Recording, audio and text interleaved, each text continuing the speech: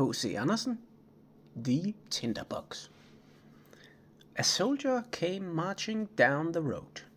Left, right, left, right, left, right. He had his backpack on his back and a saber at his side, for he had been to war and was now heading home. Along the way he met an old witch. She was hideous, with a lower lip that drooped all the way down to her chest. She said, "Good evening, soldier. What a fine saber you have. And such a big backpack. You're a real soldier. Now I'll make sure you get as much money as you could ever want." "Well, thank you, you old witch," said the soldier. "Do you see that big tree over there?" the witch asked, pointing to a tree beside them. "It's completely hollow inside. Climb to the top and you'll find a hole that you can slide through to reach deep into the tree. I'll tie a rope around your waist so I can pull you up again when you call me." And what am I supposed to do in the tree?" the soldier asked. "Collect money," said the witch. "Listen well. When you reach the bottom, you'll find yourself in a large hall, bright as day because of the hundreds of lamps burning there. You'll see 3 doors, all with keys in the locks. Open the first door, and in the middle of the floor you'll see a large chest. On top of it sits a dog with eyes as big as teacups. But don't let that worry you. I'll give you my blue checkered apron. Spread it out on the floor, pick up the dog, and place him on the apron. Open the chest and take as much coin as you'd like. They're all copper, but if you'd rather have silver, go into the next room. There you'll find another dog with eyes as big as mill wheels. But don't let it scare you. Just put on my apron and take the silver. Now, if gold is what you're after, you can have as much as you can carry. But for that, you'll need to enter the 3rd chamber. The dog sitting on that treasure chest has eyes as big as a round tower. That's a proper dog, I tell you. But don't worry, place him on my apron and he won't harm you. Then take as much gold as you like." "Well, that doesn't sound too bad," said the soldier. "But what do you want out of it, old witch? Surely you expect something in return." "No," said the witch. "Not a single coin for me. All I want is an old tinderbox that my grandmother forgot down there the last time she was in the tree." "All right then. Tie the rope around my waist," said the soldier. "Here you go," said the witch. "And here's my blue checkered apron." The soldier climbed the tree, slid down through the hole, and landed just as the witch had said, in a grand, brightly lit hall with hundreds of lamps burning. He opened the first door. Yikes! There sat the dog with eyes as big as teacups, staring at him. "Hello," said the soldier. He placed the dog on the witch's apron, opened the chest, and took as many copper coins as he could fit in his pockets. Then he put the dog back on the chest, shut the door, and moved on to the 2nd chamber. Oh my! There sat the dog with eyes as big as mill wheels. "You really shouldn't stare at me like that," said the soldier.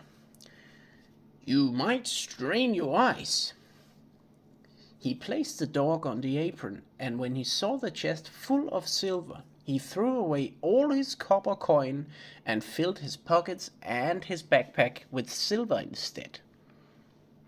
Then he went into the 3rd room. "Good heavens!" The dog inside had eyes as big as the round tower itself, and they rolled around in its head like wheels. "Good evening," said the soldier, tipping his cap, for he had never seen such a dog before. But after a moment he decided he had seen enough. He lifted the massive dog off the chest, placed him on the apron, and opened the lid. Heavens above! The chest was overwhelming with gold. He could buy all of Copenhagen with it. He could buy all the baker's sugar pigs, every tin soldier, every whip and rocking horse in the entire world. Oh, there was wealth indeed. The soldier threw away all his silver coins and replaced them with gold, filling not only his pocket, but his backpack, his cap, and even his boots until he could barely walk. Now he really had money. He placed the dog back onto the chest and slammed the door shut and called through the tree. "Pull me up now, witch." Did you take the tinderbox? Asked the witch. "Oh, I had forgotten all about that," said the soldier. He went back to fetch it, and the witch pulled him up. Now he stood on the road again, his pockets, boots, backpack, and cap stuffed with gold to the brim.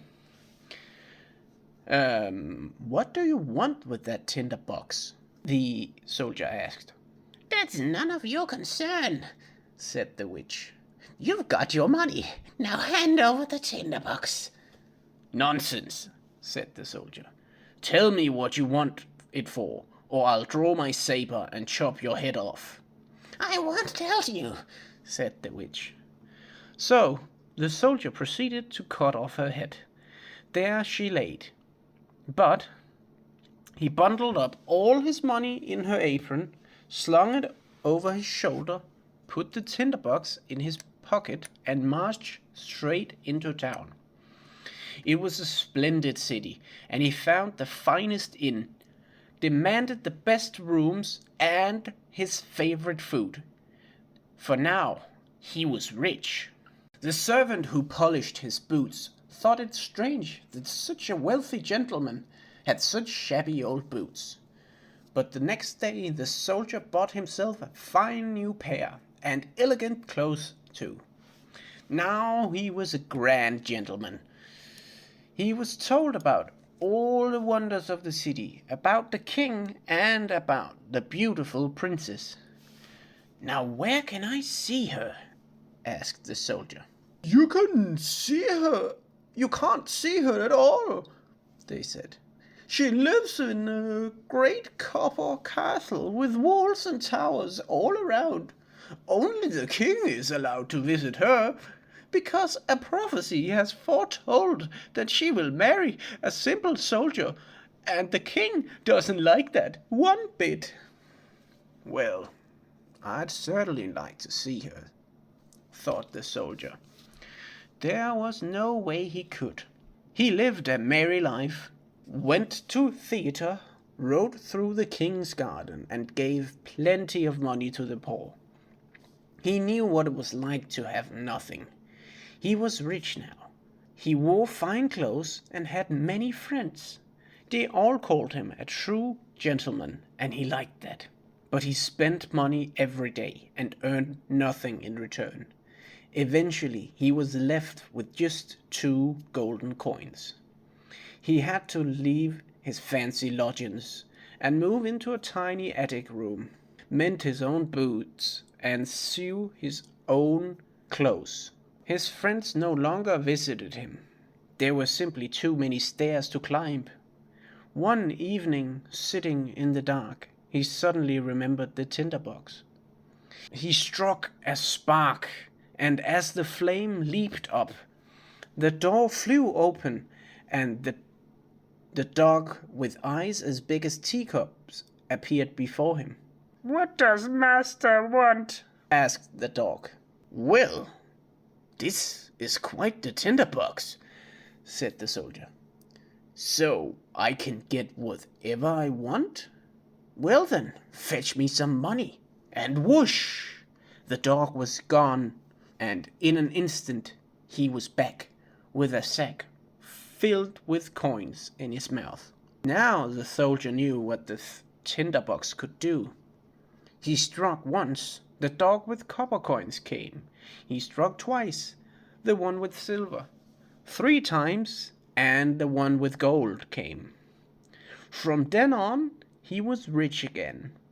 And so the story continues, leading to magic, adventure, and the soldier's eventual rise to the throne.